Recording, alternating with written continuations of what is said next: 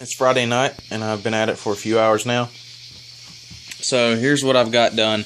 I mentioned kind of fashioning a little tool out of two sockets to try to press those swing arm bearings out in the beginning. They were seized in there. Too bad. So that method didn't work. So I tried it again with a new bolt because the old one snapped, if you remember in the previous video. So a new bolt, same size and everything, and it worked perfectly for pressing those new needle bearings in to the swing arm. Worked absolutely great. No problems at all. No signs of it even beginning to stress the bolt. So it wasn't even that hard to press them in. It took a little force, but I mean, I didn't have to use an impact like I did trying to get them out. But anyway, so they pressed in using this method. So a large socket that sits on the outside edge of the swing arm, and a smaller socket that will sit in the inside on the actual bearing itself. So one on one side, one on the other. You just start tightening them down and push it in with a small socket. So that worked really well for getting those needle bearings in the center of this in the swing arm here. Now to press the seal zone, I kind of fashioned something else using two of my seal drivers. Basically the same setup. So it's a seal or a bearing seal driver on this side, a seal driver on that side, with two washers on each side, and basically I just press the seals over the covers. So that worked really well. So they're in there now. This was one of the ones that I was worried about having some problems with. Actually, it wasn't too painful. Yeah, looking pretty good. So just thought I'd show you kind of how I did that without any special tools, really. A bunch of other stuff going on. I'll show you that stuff now. Let's talk about where I'm at right now with this project. The parts that were really slowing me down, which was the painting, that is all done. So that is all wrapped up, which is good, which means I can start moving on with putting stuff back together, putting the new bearings into the parts that were painted, and replacing bolts and all that. So I just want to show you, first of all, and by the way, I have pretty bad lighting because I have been banished to the front porch because it is like 1:10 in the morning and there are people asleep. This is the result of the painting. Like I said, these were kind of steel foot pegs. They had some rust on them. This was the end result. So this was the Rust-Oleum metallic on top of 2 coats of primer, and it was 2 coats of the metallic, at least 2 coats, maybe more, and 3 or 4 coats of clear coat, like a gloss clear coat. These feel really nice. They actually feel pretty durable. I think they'll hold up okay. Now, obviously, I know this is going to be the first thing that wears, but I'm okay with that. But I like the way they turned out. Here's the rear axle. That's how that ended up. I painted the nuts on the end and the blocks. And I believe I've already showed you the swing arm, as I showed you that I was putting the bearings in there. So pretty happy with how that turned out as well. I went ahead and put the new tire on. These were the Dunlop GeoMax MX52s.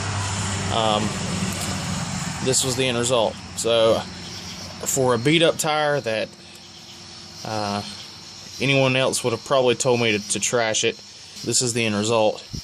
It's certainly usable. So it's got new STI heavy duty tubes in it. It's got new hardware, new bolts, nuts on the back.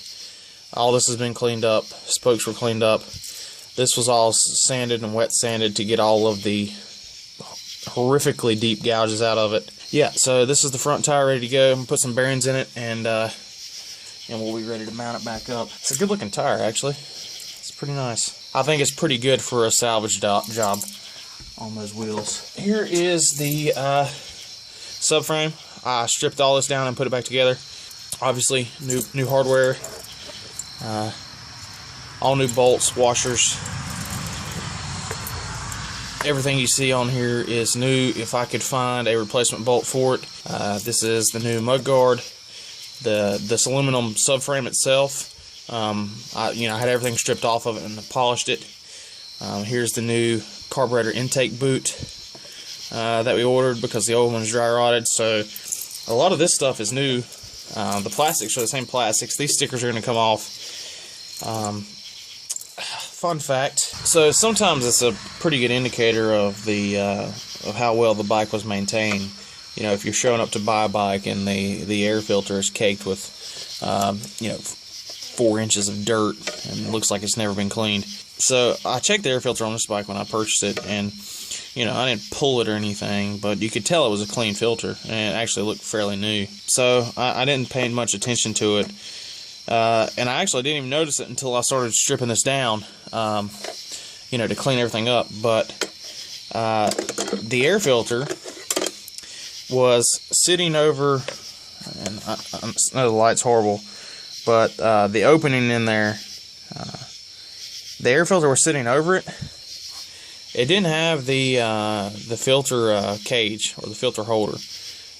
This was completely missing. So I don't know how long they ran the bike without this, but I know for a fact that the air filter wasn't actually sealed, and there was a little bit of dirt down in here. So not good, but I ordered one, as I'm not going to run it like that. No way. I went with a Pro Taper chain. I like Pro Taper stuff. I've never used their chain, but we'll give it a shot and see how well it does.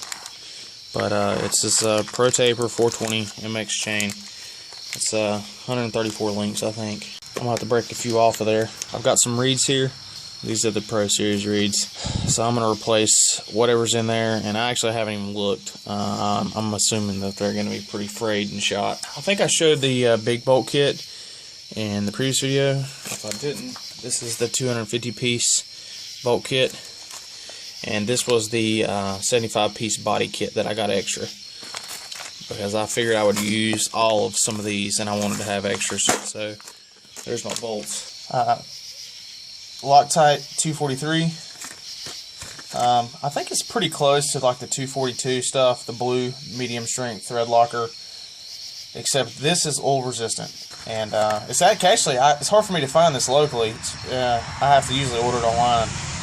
So yeah, I went ahead and ordered some of that because I know I'm going to need it very soon. Rim strips, I think I mentioned maybe in this video or the one before this. I'm not sure how these are going to play out.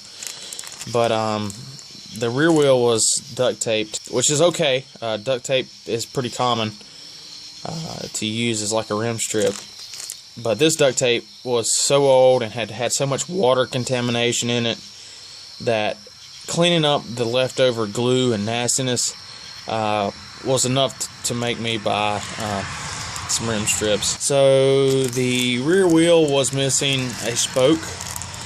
So I went ahead and got enough spokes and spoke nipples. These are the OEM ones. I didn't go with anything fancy because I was keeping the original wheels and I kind of wanted them to match.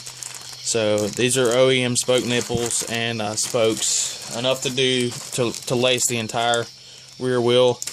I don't think I have time to do that. Yeah, there's all the spokes. There's two different bins there, so just be aware of that kind of thing. I don't know what all's in here. A bunch of other gaskets, all the gaskets for the pipe, the brake lines, front and back, the reeds, the gasket for the reeds, and a few other things. Oh, there's 3 or 4 master links for that chain in there. Okay, so in that bag there's exhaust gasket, the pipe O-ring, the reed valve gasket, the front and rear brake O-rings, and that's it. I think at this point I have everything ordered to get this bike back together. There's a few more wants that I have, but they're not needs.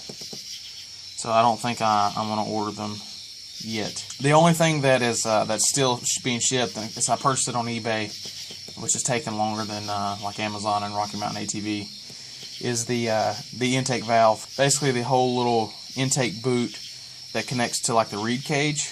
So I think that's called an intake valve. Whatever it is, it's dry rotted just as bad as the carburetor boot was. So I ordered a new one of those. Oh, in case anyone's wondering, and as soon as I finish this project, I'll do a complete walk around of the bike and kind of show you how everything turned out. Again, it's not going to be a show bike. It's a used 2007 8-year-old Craigslist bike that was really beat up pretty bad. With that being said, it's going to look a ton better than what it did when I brought it home. So I will do a walk around of everything. So if I've not shown you something, I know I haven't. I don't know that I've got any videos so far of the frame. Tomorrow I'm actually hoping to go ahead and start mounting stuff back up to the frame, put the engine back in, and really get this project moving. My plan is to have it done by next Thursday so my niece can use it at the local track for practice. So, we should be wrapping up pretty soon. Anyway, thanks for watching, guys.